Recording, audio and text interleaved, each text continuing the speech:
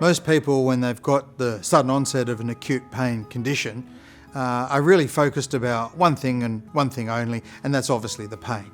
And what's the fastest way to get this to resolve? Is it something that they need to do? Do they need to go out and get some medical care to resolve the issue that's occurring? If it's trauma, they're going to get their trauma episode assessed. If it's spontaneous, they're going to get the particular pain issue assessed, whatever that might be. And kind of everything else kind of gets put on the back burner. They're not really focused on other things that might be going on in the background. So they're not really focused necessarily on how am I reacting to this pain, how stressed am I about this pain, do I need to really start paying attention to my mental health? Do I need to optimize my mental health whilst I've got this acute pain? No, because you're focused on just getting rid of the acute pain. It's understandable. But for optimum results and making sure that you're minimizing the chance that this acute pain doesn't end up being a persistent pain or indeed a chronic pain, we actually find in terms of the research that it's really important to check in with yourself on what is your mental health as you're going through this process. So actually attending to your mental health as you're dealing with this acute pain will really, really pay dividends.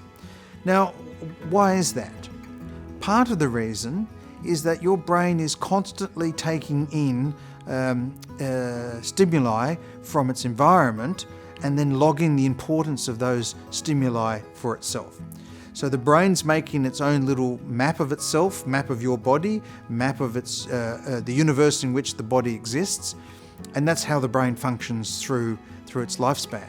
So not only are you actually experiencing the acute pain episode, but your brain is actually log how you feel about things during the acute pain episode.